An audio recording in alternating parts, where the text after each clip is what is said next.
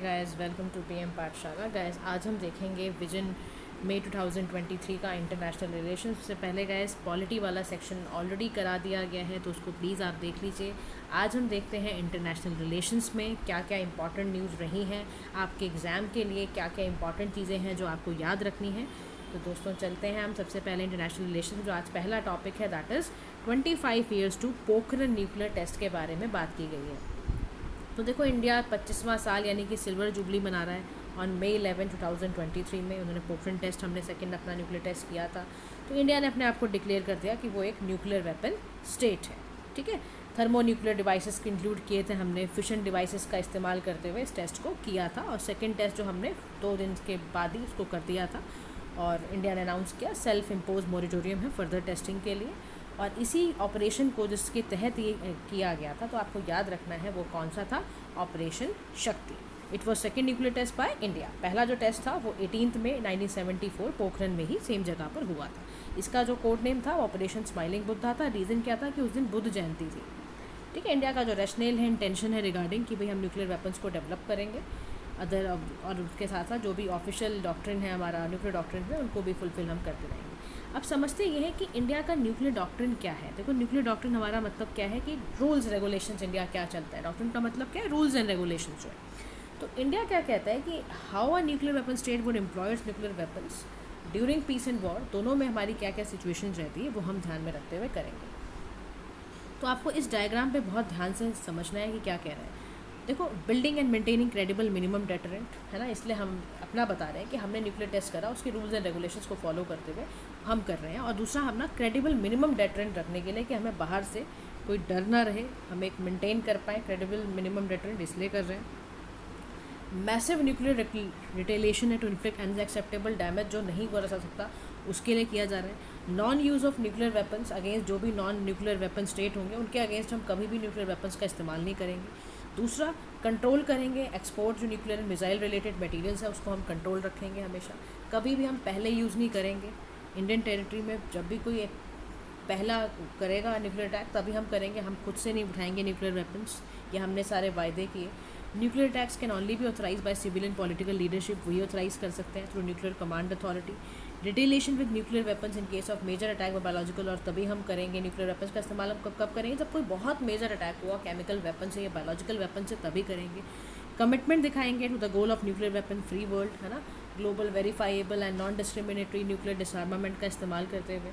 अच्छा, nuclear command authority में 2 तरह के लोग होते हैं, पॉलिटिकल एग्जीक्यूटिव होता है, सेकंड आपका एग्जीक्यूटिव काउंसिल होता है। पॉलिटिकल काउंसिल में चेयर कौन करता है, प्राइम मिनिस्टर करता है।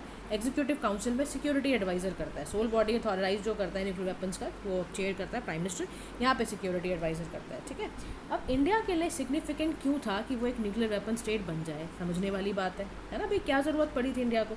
तो अपने इंटरनेशनल स्टैंडिंग्स को इम्प्रूव करने के लिए इंडिया ने सबसे पहले ये काम किया। तो India now a member 3 out of 4 multilateral export control regime, जहाँ पर इंडिया ने यूज़ कर रहा है, चाहे वासनागर एग्रीमेंट, ऑस्ट्रेलिया ग्रुप में MTCR है, यहाँ पर हम मेंबर्स भी हैं इसके, है ना। और ये रोकनिंग मेंबरशिप हम NSG की भी चाहते हैं। फिर सिक्योरिटी सिचुएशन हमारी ऐसी थी कि हम कैसे ना करते। अब आप सोचो, हमारे पड़ोस मुल्क में चाइना रह रहा है, पाकिस्तान रह रहा है, तो इनकी मिलिट्री एसिमेट्री को बैलेंस करने के लिए हमें ज़रूरत थी कि हम इनका क्रेडिबल डेटरेंट को इंश्योर कर पाएँ।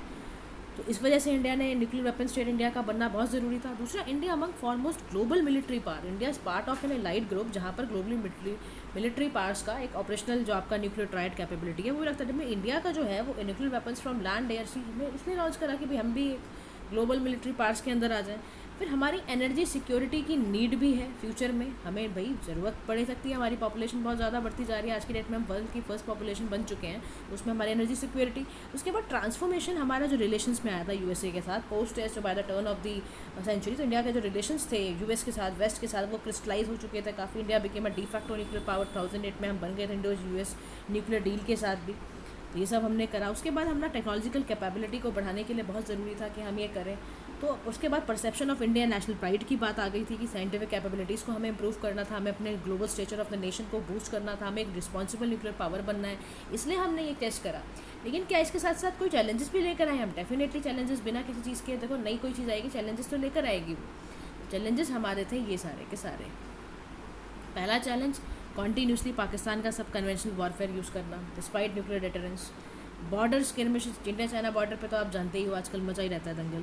उसके बाद कोई प्रोग्रेस नहीं, कंप्लीट डिसआर्मामेंट का कुछ ऐसा कोई प्रोग्रेस नहीं हो पाई।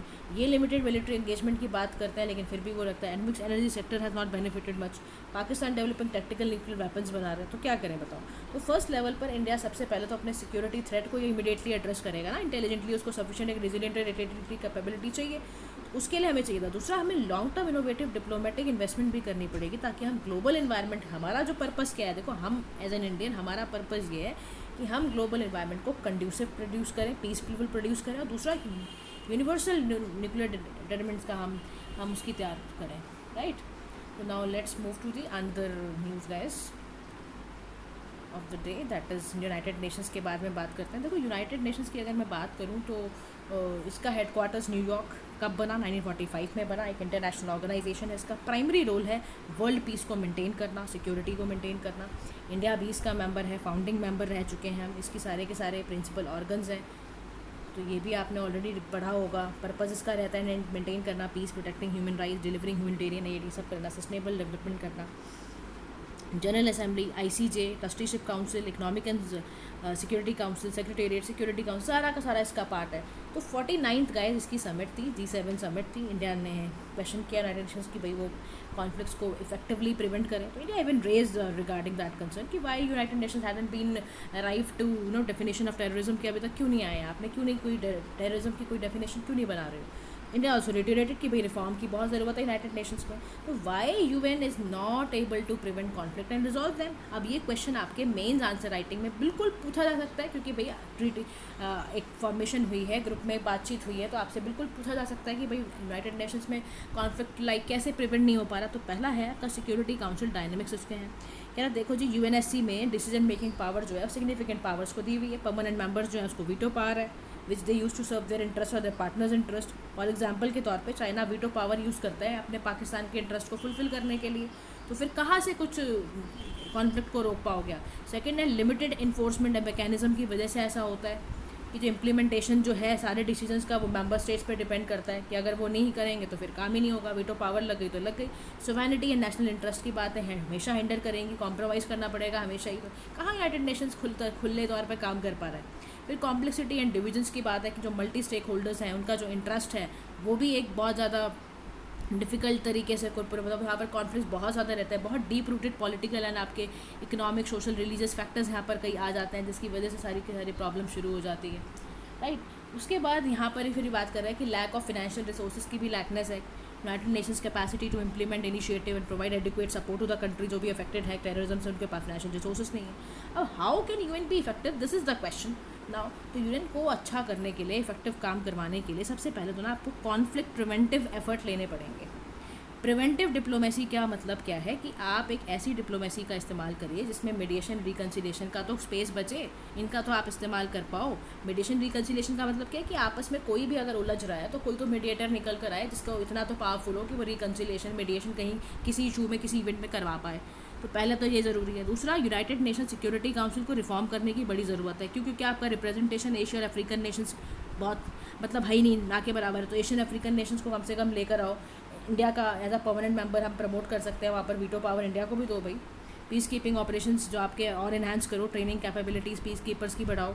आसियान की जो जितने भी आपके रीजनल कोऑपरेशंस के ऑर्गेनाइजेशंस के जो इन्हांस करो उनका कोऑपरेशन, जैसे कि यू है, आसियान है, उनका स्ट्रेंथन करो। यूएन की capacity to address conflicts, root cause जो कॉन्फ्लिक्ट का है उसको एड्रेस किया जाए, फाइनेंशियल कमिटमेंट बढ़ाए जाए, रिस्पॉन्सिबिलिटी टू प्रोटेक्ट प्रिंसिपल इस पर काम किया जाए। कंक्लूडिंग लाइन पे कह सकते हैं कि बिगेस्ट मल्टीलेटरल ऑर्गेनाइजेशन है यूएन, तो लेकिन उसको अपना ज़रूरत है कि हम प्रोएक्टिव वे में वो काम करें, क्योंकि ये this is the need of the hour. तो this is how you have to write your answer. क्या क्या लिखोगे? प्रिवेंटिव डिप्लोमेसी के बारे में लिखना, पीस कीपिंग ऑपरेशंस को इंप्रूव करने के बारे में लिखना, यूनाइटेड नेशन सिक्योरिटी काउंसिल को इंप्रूव करने के बारे में लिखना, रिस्पॉन्सिबिलिटी टू प्रोटेक्ट प्रिंसिपल पे स्ट्रेंथन करने की जरूरत है। ये सारे के सारे पॉइंट आपको पेपर में लिख कर आने हैं। Now let's come to the World Trade Organization. चार हम किसी एक वीडियो में कर लेंगे, ठीक है। ज़्यादा वीडियो को लंबी भी नहीं करेंगे कि आपको बोरिंग लगे, ऐसा भी नहीं होना चाहिए। अब देखो वर्ल्ड ट्रेड ऑर्गेनाइजेशन के बारे में समझ लो क्या होता है। देखो इंडिया ने अपील किया ruling by the dispute settlement body WTO के आगे कि इंडिया ने वायलेट करा जीरो टैरिफ कमिटमेंट ITA में, इंफॉर्मेशन टेक्नोलॉजी एग्रीमेंट में। अब समझ लो ये है क्या। पहले तो न्यूज़ में समझ आ गया रीज़न क्या था कि इंडिया अपील अगेंस्ट रूलिंग जो कि डिस्प्यूट सेटलमेंट बॉडी का निकल कर आया उसके रिगार्डिंग। अपील में फाइल किया गया before the appellate body. Appellate body क्या होती है, जो हाईएस्ट एजुडिकेटिंग अथॉरिटी होती है,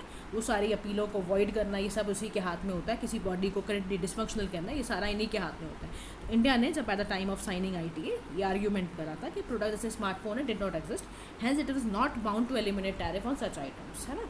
तो ITA ने कवर किया, हाई टेक्नोलॉजी प्रोडक्ट है, कंप्यूटर्स हैं, टेली कम्युनिकेशन इक्विपमेंट है, ये सारा भी ITA में कवर होगा। तो ये सब बातें लिख के आए। अब अचीवमेंट बोल रहा है कि WTO की क्या है। देखो WTO का, वर्ल्ड ट्रेड ऑर्गेनाइजेशन का सबसे बड़ी कोई यही है कि वाइड कवरेज करता है, ये लार्जेस्ट ट्रेड बॉडी है वर्ल्ड की। सबसे बड़ी बात तो यही है कि it comprises 85% population in the world, 95% trade देखता है ये। उसके बाद इंटरनेशनल ट्रेड को ट्रांसफॉर्म करना, risk of global value chains को प्रोडिक्टेबल बनाना, है ना।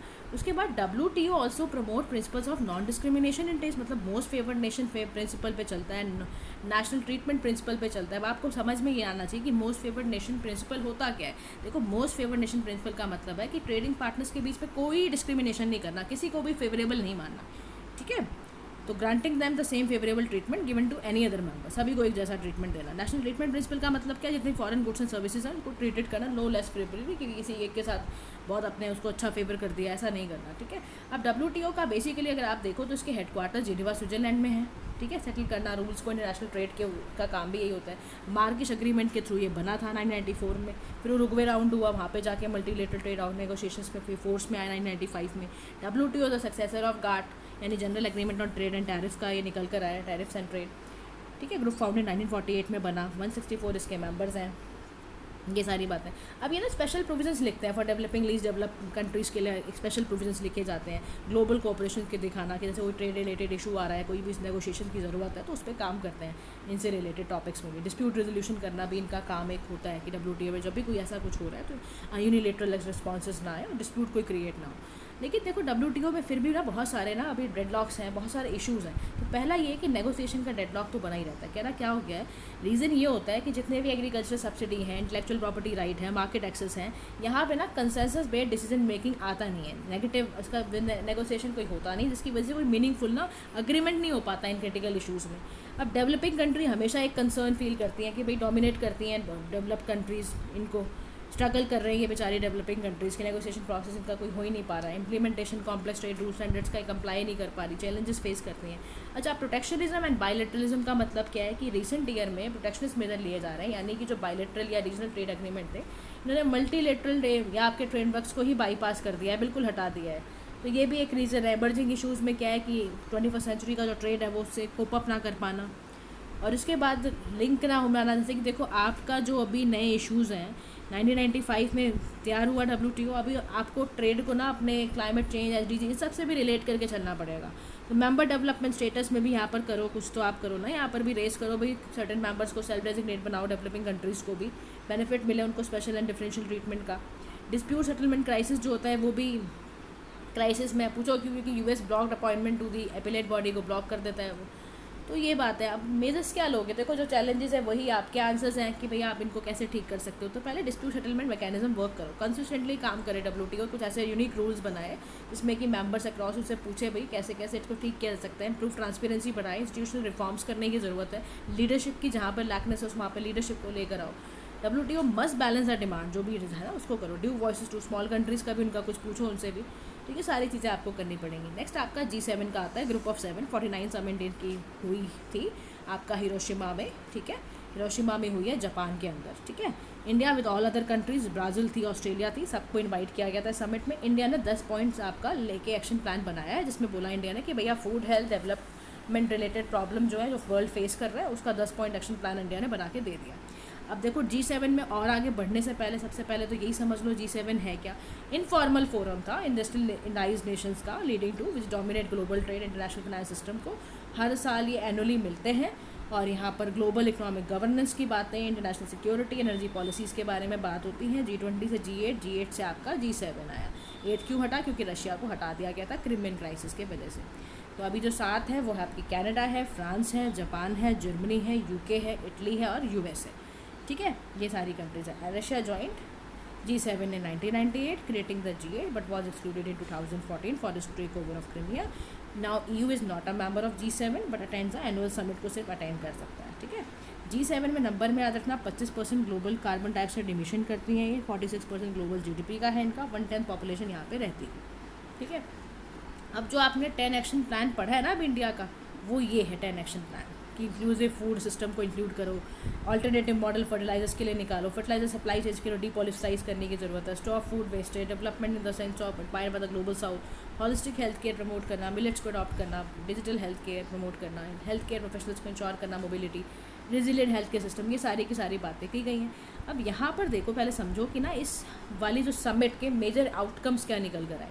सबसे पहले इनको यहाँ पर बोला गया डी रिस्किंग। अब समझ लो डी रिस्किंग, मैंने आपको टर्म पढ़ाई भी थी। They agreed on D risking commercial ties with China. बहुत सारी जो आपकी स्पेशली जो यूएस के बहुत ज़्यादा देखो चल रहे थे, तो हमने कहा कि हम ना इनके साथ पूरा तरह से ट्रेड नहीं ख़त्म करेंगे। हम जहाँ जहाँ भी देखो ट्रेड करो, फाइनेंशियली भी आप, क्योंकि इंटरनेशनल रिलेशंस में ऑल अबाउट इंटरनेशनल इंटरेस्ट। तो अगर आपका ट्रेड फुलफिल हो रहा है, फाइनेंशियल चीज़ों को आप मत रोको, बाकी चीज़ों में हाँ अगर आप क्रिटिसाइज़ कर रहे हो किसी को किसी चीज़ पॉलिसीज़ पे तो करो आप, वो एक अलग मैटर है, लेकिन बेसिक चीज़ों पे आप मत करो। That is called D risking, ठीक है। अपने रिस्क को कम करो, लेकिन पूरी तरह से ख़त्म करने में मत आ दो, as used to be in the Trump era, ठीक है। डोनाल्ड ट्रम्प के एरा में चलता था कि बिल्कुल ख़त्म कर दो। तो डी रिस्किंग का वही मतलब होता है। Economic resilience, economic security, coordination में काम करना है, ट्रेडिंग भी करो, इकोनॉमिक डिपेंडेंसी सभी कंट्रीज़ की एक दूसरे के साथ होती है, तो उसको करो। उसके बाद स्टैंडर्ड्स फॉर आर्टिफिशियल इंटेलिजेंस बनाओ, डेवलपमेंट करो, अडॉप्ट करो नेशनल टेक्निकल स्टैंडर्ड्स को, ट्रस्टवर्दी एआई को, क्लाइमेट एंड एनर्जी पे काम करो। कोशिश करो कि मेंबर जो आपके हैं वो आपका नेट जीरो इमिशन पर काम करें, 2050 तक कम करो, कम से कम ग्लोबल एक ऐसा लिमिट बना लो, ग्लोबल वार्मिंग 1.5 डिग्री सेल्सियस पे लेकर आना है। G7 clean energy action plan, इस पे काम करने की बहुत ज़रूरत है। रेजिलिएंट फूड सिक्योरिटी मेजर्स लो, क्योंकि भैया हिरोशिमा एक्शन प्लान का सबसे बड़ा काम यही था कि फूड सिक्योरिटी की स्टेटमेंट्स पे काम किया जाए, क्योंकि आप देखो ग्लोबल वाइड इतना ज़्यादा, आप देखो tomato price is going towards 140 पर kg, तो इतना ज़्यादा लोग इतना ज़्यादा हार्मफुल होता जा रहा है, इतना ज़्यादा इन्फ्लेशन फैलता जा रहा है, it has to be reduce, है ना। फिर रेलेवेंस क्या है G7 की करंट जियो पॉलिटिक्स में, देखो इनके पास इकोनॉमिक पावर है, आप मानते हो ना, पैसा बहुत है इन कंट्रीज़ के बारे में, शेप कर सकती हैं पूरी ग्लोबल इकोनॉमिक पॉलिसीज़ को, फाइनेंशियल रेगुलेशंस ला सकती हैं, ट्रेड इम्बैलेंसेस को बचा सकती हैं, एड्रेस कर सकती हैं। पॉलिटिकल इन्फ्लुएंस भी बहुत ज़्यादा है इन कंट्रीज़ का, कॉन्फ्लिक्ट न्यूक्लियर प्रोलिफरेशंस को स्ट्रॉन्ग वॉइस रख सकती हैं, सिंबॉलिक इंपॉर्टेंस है, क्योंकि सारी की सारी आपके select group of influential democracies की हैं, ग्लोबल गवर्नेंस में बहुत कैटलिस्ट का काम कर सकती हैं। जैसे कि देखो इन्हीं की वजह से तो FATF बना ना, फाइनेंशियल एक्शन टास्क फोर्स, आज इंस्टीट्यूशन देख रहे हो आप, है ना। तो ऐसे इंस्टीट्यूशंस कोई बना सकती हैं, इनके पास पावर है। अब why it is not much effective, क्योंकि भाई लिमिटेड रिप्रेजेंटेशन है, एक्सक्लूजन है, की प्लेयर्स के तो है ही नहीं, क्रिटिसाइज़ करने का बंदा कोई है ही नहीं, बचा ही नहीं। तो many argue that emerging economy जैसे कि आपकी इंडिया है, चाइना, ब्राज़ील है, इनको कोई ग्रेटर से बोला ही नहीं है, दे ही नहीं रखा। फिर डाइवर्जेंस ऑफ इंटरेस्ट को आप ले ही नहीं रहे हो, आप तो खाली G7 हो, आप अपने प्रायोरिटी सिलेक्शन में ध्यान दे रखते हो, फिर ख़त्म बात आपकी। ग्लोबल डायनेमिक जबकि चेंज हो रहे हैं और आप उस पर ध्यान ही नहीं दे रहे हो। आपके जो इम्प्लीमेंटेशन कमिटमेंट होने चाहिए उनको आप पूरी तरह से देखते ही नहीं हो, तो फिर कहाँ से आप करोगे बात, है ना। तो कंक्लूडिंग लाइन में यही बोला जा रहा है कि G7 को मोस्ट इंपॉर्टेंट ग्रुप है, और इवन ये भी कहा जाए कि global multilateral institution WTO WB के बाद भी ये बहुत इंपॉर्टेंट इंस्टीट्यूशन है। क्लोज कोऑपरेशन अगर इंडिया भी इसके साथ रखता है तो काफ़ी सारे हम अपने एस्पिरेशंस भी फुलफिल कर सकते हैं, और साथ ही साथ global wide economic order, mitigating climate change, promoting greener growth को भी हम इसके साथ कर सकते हैं काम। तो काफ़ी देखो कोई भी ऑर्गेनाइजेशन अगर बनाई गई है तो उसको फुल तरह से यूटिलाइजेशन लेना चाहिए, है ना। तो this is about guys this article. So ADB India वाला हम आर्टिकल दूसरे वाले उसमें लेते हैं वीडियो में, क्योंकि ज़्यादा लंबा नहीं करते हैं, ठीक है। Thank you so much for listening. Do like, share and subscribe to PM Pathshala. If you have any doubt related to any of the news, please let us know in the comment section. Thank you so much.